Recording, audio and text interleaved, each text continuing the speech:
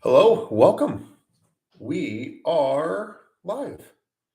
Thank you so much for joining us. We are live here on February the 24th.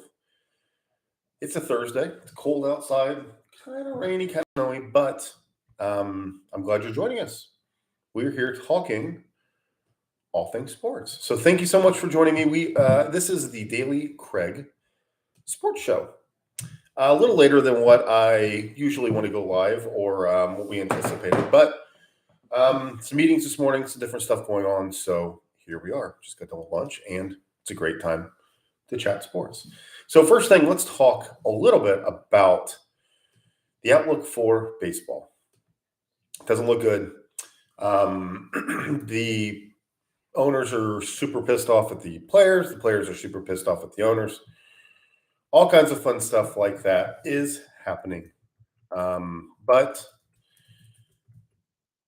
basically, we're getting to a point now where we're just a few days away from the lockout impacting impacting games, basically. So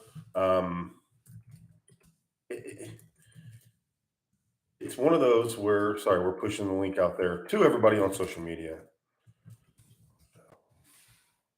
There we go. Okay, now we've pushed it out. Let's have a talk.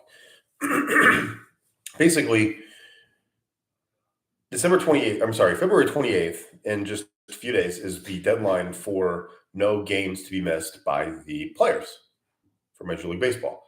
Now, there's a ton of different options, a ton of different things. Both the players and the Players Association have put their feet basically in the sand, and they are more or less really just saying we're not giving. We're not going to give. It sounds like there's no back channel talks. It sounds like they're not really working on anything out of the ordinary. It sounds like they have these meetings and they talk a little bit and agree about one thing, and then they get in a bigger fight about something else. There are many solutions to this, obviously, but one is let the minor leaguers play. Let them play. Call them up, say that they're not going to use their service time, and let them actually be part of baseball. We're missing games again. Like, are you kidding me? Like, we're not. It sounds like there is no way this is getting done. Sorry, we're sending a link out on Twitter as well. So anyway, it's one of those where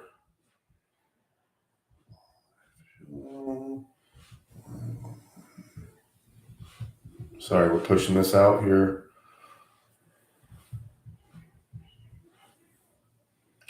Live, okay.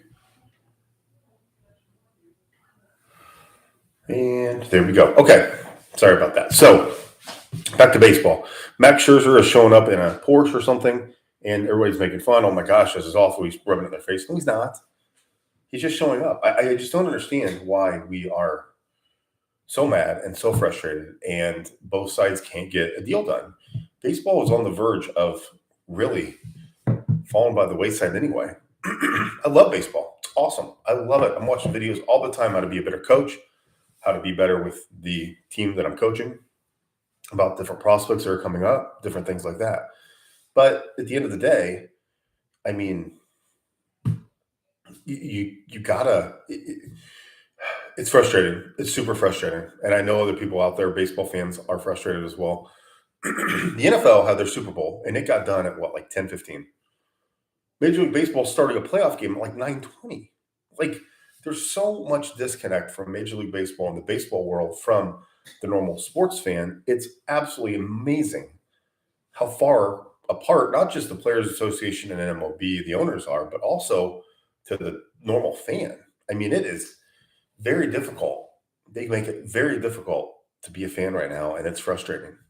So that's all the time we're going to talk about it. I mean, we hope that they work it out, but honestly, anything that I say here is going to help. You know that.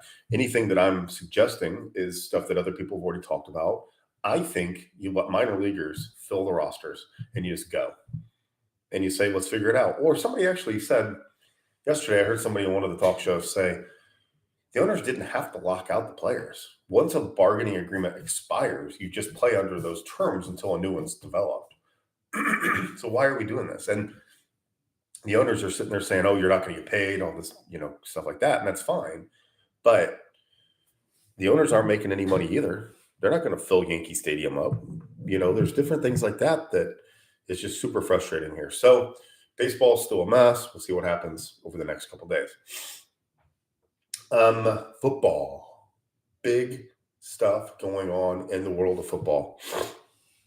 There are reports out there that teams have already got offers on the table to the Packers for Aaron Rodgers.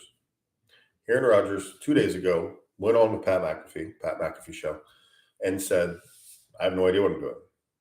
AJ Hawk is good friends, says it sounds like he's going back to the Packers. Everything you talk with Rodgers, everything you hear, sounds like he's pretty content. He wants them to re-sign Adams. He likes what they've done to organize some deals to open up some cap space.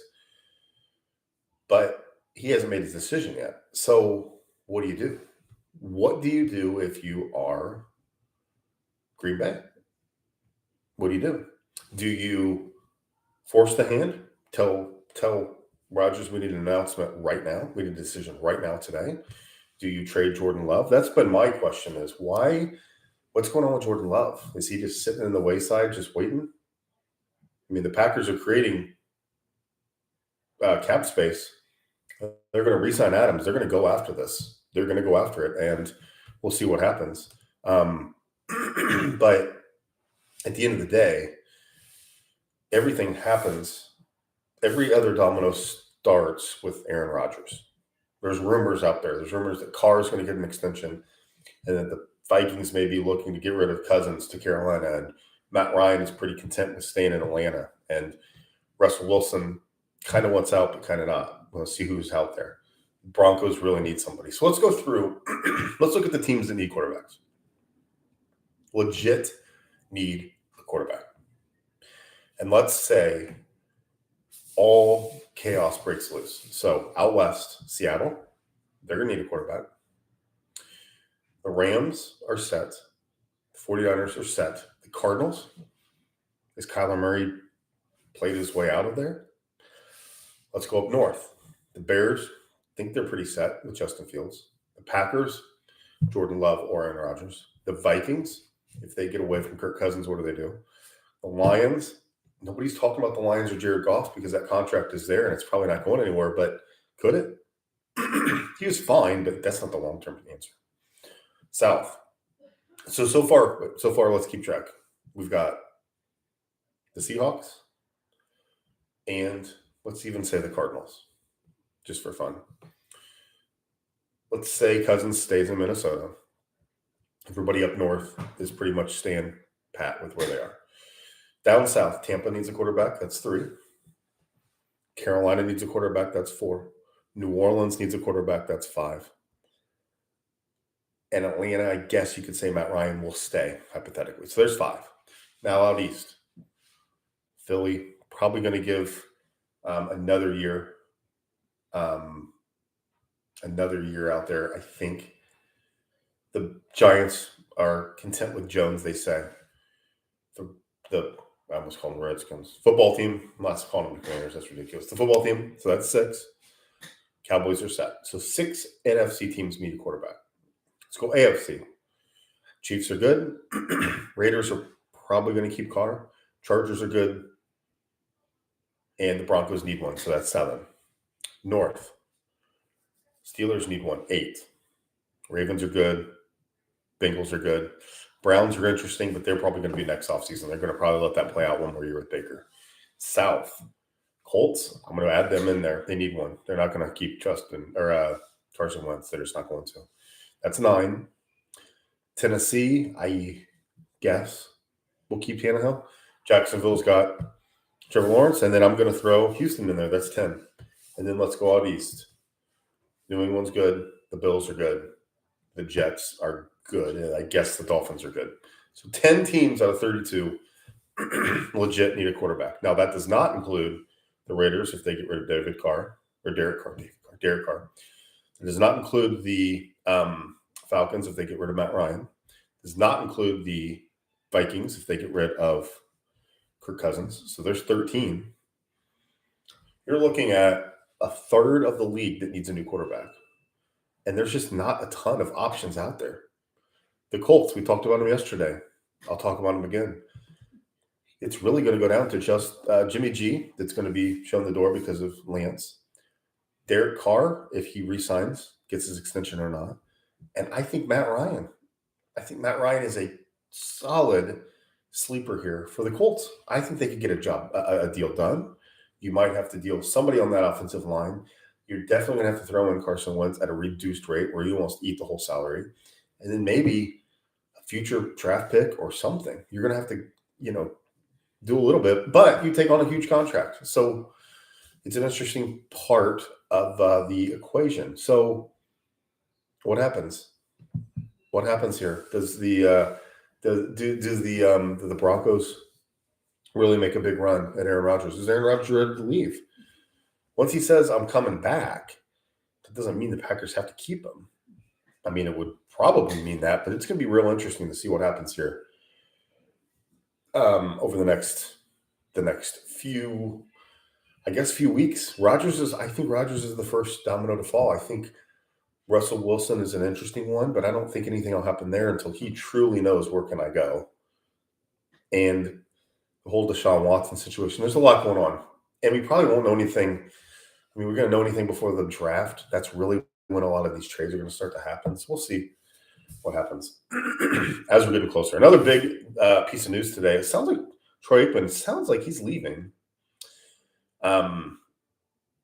Sounds like he's leaving Fox and going to ESPN to do Monday Night Football. Now, that's kind of a shock because there were a bunch of rumors that he was going to go to Amazon to do the Thursday night games with Al Michaels. Everything is still pointing to Al Michaels leaving NBC and going to Amazon. It sounds like that deal is almost done. So it sounds like Mike Tirico may step into that NBC role of that Sunday Night Football. And then on Monday night, it sounds like ESPN may be revamping it all. They may put Aikman as the analyst, and they're trying to go after Joe Buck. I know they did a few years ago. It sounds like they're trying to do that again. So we'll see.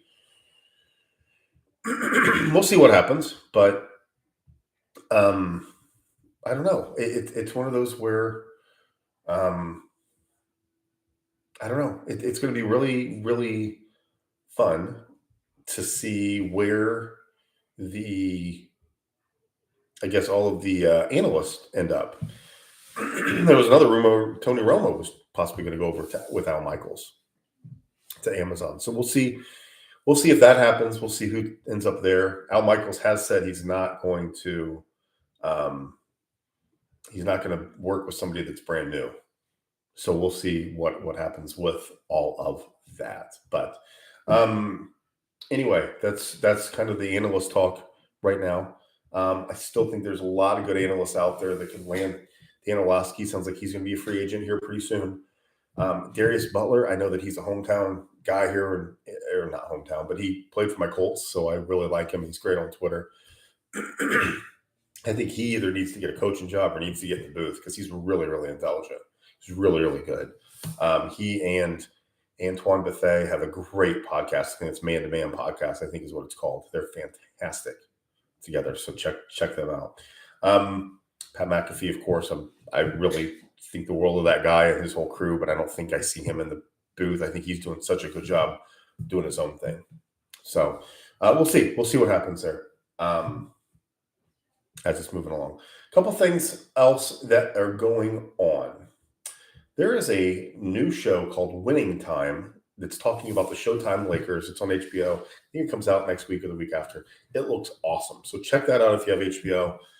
It's going to be really, really fun, really cool to kind of see those times, basically, what was happening when all that was happening with Magic and Kareem, and they truly were Pat Riley. They truly were just amazing, So okay, we've pushed this off to the side long enough. Indiana University Hoosiers basketball, 16-10. They host 13-14 Maryland.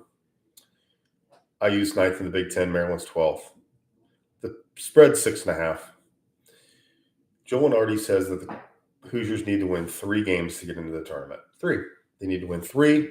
They have 4 games left, regular season. They get to the Big Ten tournament. I'll make this prediction. 6.5 point favorites. What is it? Good teams win, great teams cover. I think that's the slogan. If IU does not win tonight, don't even worry about the spread. 6.5. They should win by double digits. Maryland stinks. Maryland's fighting for an NIT bid. They've got all kinds of issues going on there. All kinds. If IU doesn't win tonight, they will not make the tournament. They just won't do it. And it stinks because this team is much better than what they're doing. They play at Minnesota, home to Rutgers, and at Purdue. Rutgers and Purdue are tough. Playing at the barn in Minnesota is always difficult. So 6.5 point favorites. What I would say is take the Hoosiers. Take the Hoosiers.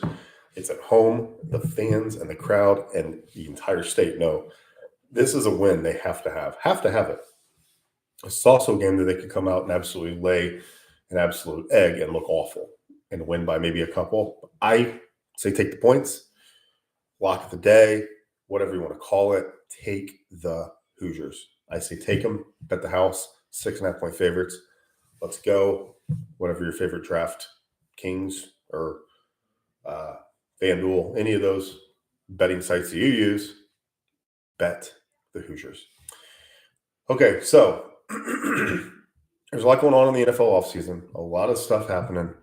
Baseball's a mess. The NBA is starting to get back going. Again, in Indiana, whatever, Pacers stink, and that's fine. We want to get to where we are in the lottery, and we're going to stay there. So hopefully we get a top 2 or 3 pick come summer. But we're going to wrap up the show with the world famous minor league baseball shout out of the day, and it's here in my own backyard.